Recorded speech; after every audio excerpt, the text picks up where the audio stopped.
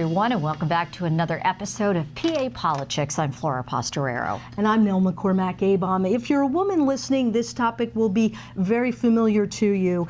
We're going to talk about gender pay disparity. It might shock you to find out, or maybe not, that women on average are paid about 83 cents in Pennsylvania for every dollar that a man earns.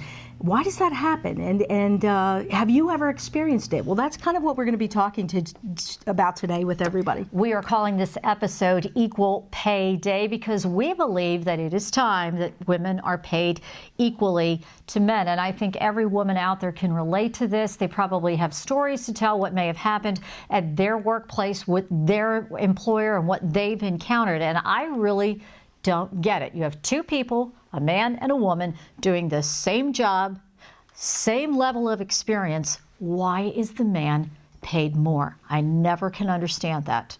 Well, we're going to talk in depth about why that historically has happened. But I know from my own experience, having worked in state government and hearing stories, you used to have to go over and walk to the state library to find out what state employees made. And it happened over and over to women. They would go and look up what men were making in a position. And if the woman were offered that position, it turned out that she was offered $10,000, $20,000 less than the man was making. And they had comparable educational experience and work experience. It happened repeatedly, and it's just so frustrating. It's not right, and we need to change that. Well, and in my field, in broadcasting, do we need to go there? What's happened in that industry for years and years and years? This was a male-dominated industry, men doing the same job as women, making twice as much in many cases. So you have a male anchor and a female anchor on the news desk, same level of experience, same background, same history, and the man is making twice as much money. And there's this level of secrecy. Well, nobody talks. Well, what is he making? I don't know. What's she making? I don't know. I think that they do that on purpose because they don't want the woman to know what the man is making. But in many cases, the male anchor is making twice as much. Well, and sometimes we women shoot ourselves in the foot. Mika Brzezinski's written a book, sort of how you ask for the right amount of money for you as a woman. We have to learn to negotiate. Well, we have a great guest with us today. Barbara Price is co-chair of the Public Policy Committee of the American Association of University Women of Pennsylvania. Barbara, welcome to PA PoliChicks. Thank you. Glad to be with you. Well, I know glad you're discussing this issue, too. This has been one of your areas of expertise, and I know you personally said you have not experienced it because I believe you said you always had jobs in which there were set pay grades, so everyone was treated fairly. But you've probably heard some pretty bad horror stories. What's probably the worst story you've heard of economic disparity there in pay between men and women? Well, there's just so many to choose from, but AAUW nationally does a blog, and I've picked one scenario. It's about Curry. She's a design supervisor and worked for 5 years at a company that designed, built, and installed laser welding assembly systems. Not exactly a schlock job, you know? No, and not a traditional female job, right? No. Right. So when she was hired, Curry said the company officials told her they didn't negotiate pay. Oh. In 2003, the company was forced into bankruptcy, and employees had to go through bankruptcy court to get their final paychecks.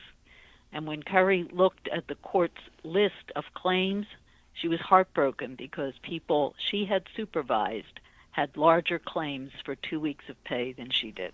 She was a supervisor. So you're telling me that people under her were making more money than her, and she was technically their boss. Right. Mm-hmm. So and they were men. Is that what you're saying as well? Mm-hmm. Right. So at that point, what was her recourse? The company's filed for bankruptcy. What could she possibly have done about that? There wasn't anything she could do at that point because they were bankrupt. Suing them at that point wouldn't have done anything for her. So, Barbara, why is this even happening? Why are we even having this discussion? Well, it goes on for long periods of time. It goes back for years. AAUW has been fighting the issue of pay equity since 1923 and trying to, get pay equity for people. We have a new goal of having pay equity for everyone, equal pay by 2030. which is not that far 2030, I'll away. be retired by then. Yeah, right. Hopefully.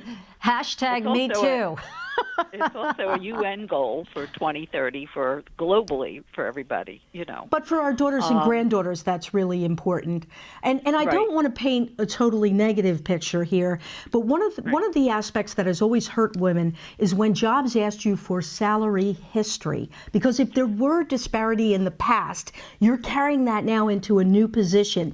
But Pennsylvania has done something at least to carve out an exception and to try to equalize this. What exactly has happened in the last year in Pennsylvania that we could take some heart in? Well, the governor signed an executive order which basically said that in the administration of the government, state government, they can no longer ask salary history of people.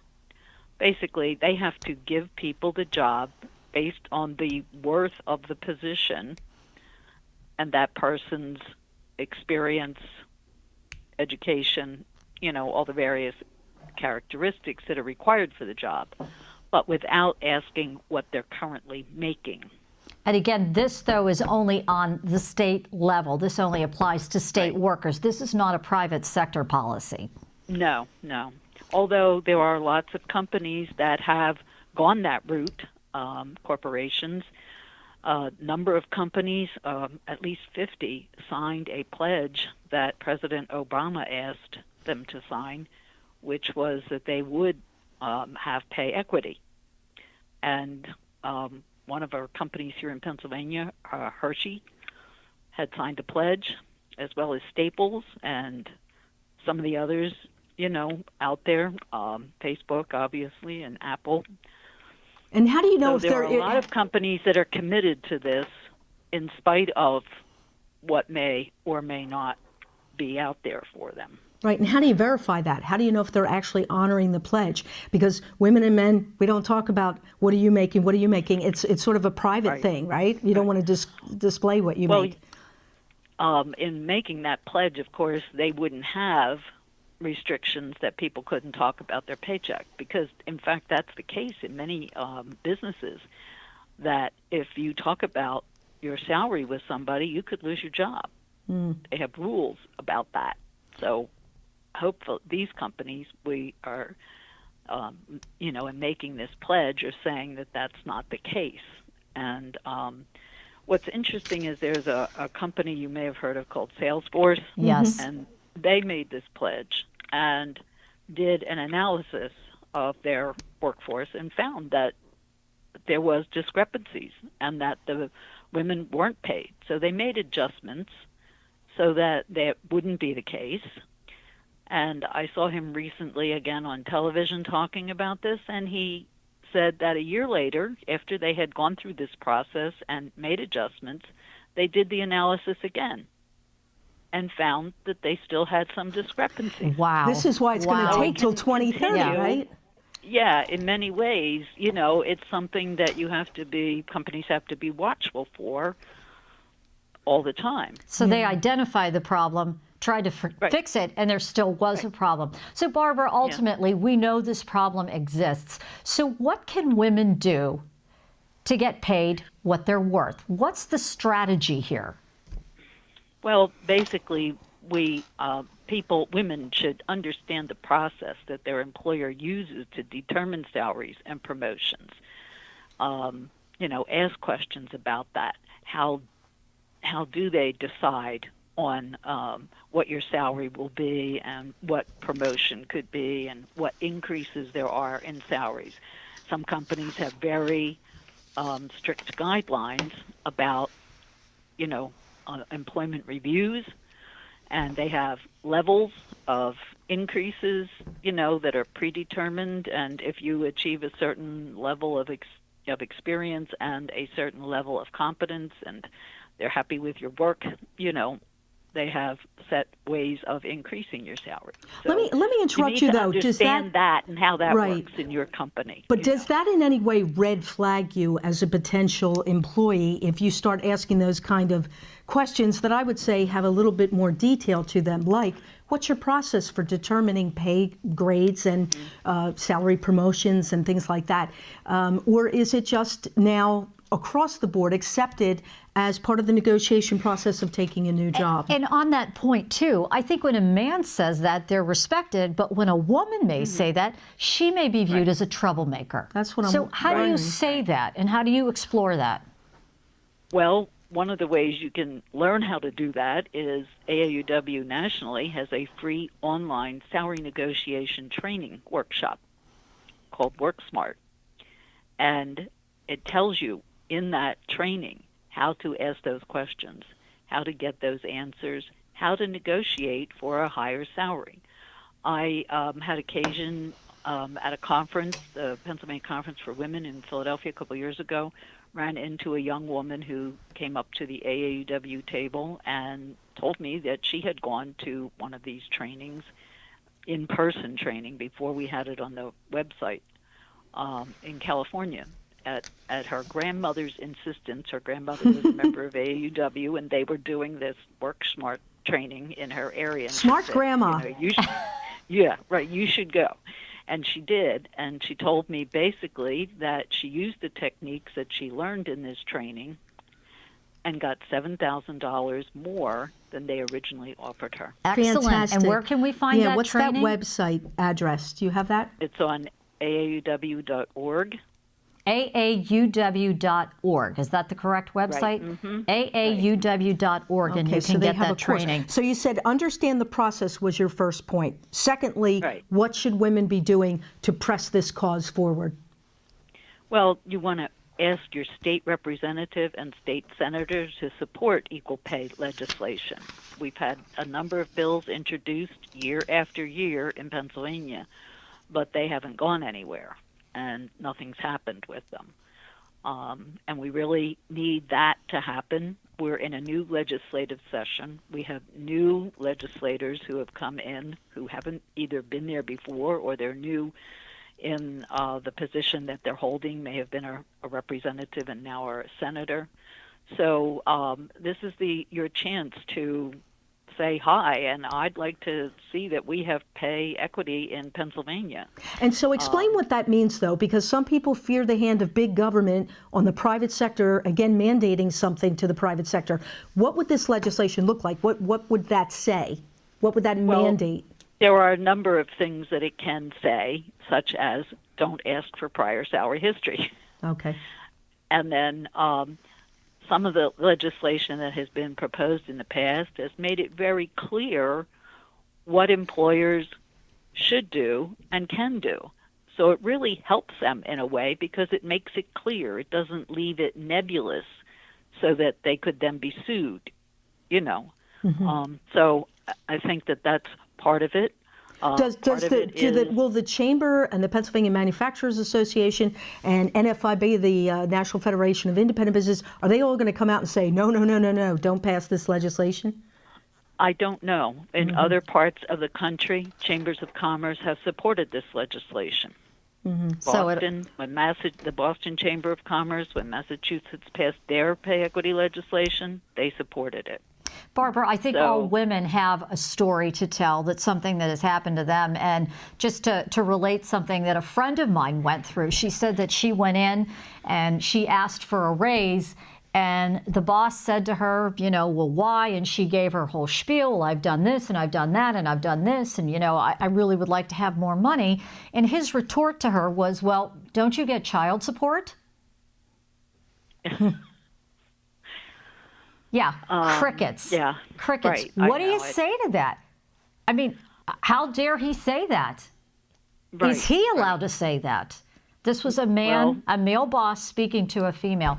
Is he allowed to say that? And what should she have said in response to that? I really don't know what she could say in response. But I have a few suggestions. Really matter. And this is a podcast, so we can say whatever we want, right? Yeah. Shut the job is front worth door. what it's worth. So There's that's know. irrelevant. Whether she gets child support or not is irrelevant. Absolutely. And it was an inappropriate part of the conversation. And I had another friend. Well, I've heard them say, "You're married and your husband has a great job." Yes, so? Well, all inappropriate. Inappropriate things. I had another friend who said that she went in and she brought up that her male coworker was making more money than her, and he said to her, "Well, he's the breadwinner." Right. Well, what is she? Again, these situations and these things are happening, and you would may think be the breadwinner herself. Right. For her Correct. family, Right. because Correct. there are so many women who are single mothers. And she did say that. And there are many women who are also the primary breadwinner for their family. But I think what's exciting about the American Association of University Women and the group here in Pennsylvania is we can't be silent anymore as women. This falls on us as well. We must speak up for ourselves. We must advocate for ourselves, and we have to learn to speak the language. And I think that's what's really exciting, because an executive order is wonderful, but if this governor leaves and a new governor comes on, then we have a new executive order. One other thing before we go, wanted to mention that April 8th, you have a big event at the state capitol in Pennsylvania. Right. We're having a rally in the Rotunda at 1 o'clock that day to rally for equal pay. And basically because April 2nd is actually Equal Pay Day for all women, which is the day that all women, finally make what men made all of last year. Unfortunately, the legislature in Pennsylvania is not in session that day, so we've moved our rally to the Rotunda for April 8th at 1 o'clock. Perfect. All right. Thank you so much. We really appreciate it. Barbara Price, American Association of University Women, Pennsylvania. Check it out, ladies. And men, you can see how you advocate for yourself. Thank you so much, Barbara. So now we know we have a goal here, Nell. By the year 2030, we may, in fact, achieve that equal pay day. But again, this is good news for our daughters, and because you're going to be where in 11 years? I hope I am on a beach somewhere. I want to be on that same beach, but if we see each other, don't talk to me. No. I just want silence. I want to listen to the waves. No offense. And a good book. And a good book. And maybe a little beverage. 2030, ladies. 2030, equal pay. Keep fighting so our daughters don't have to and our granddaughters don't have to.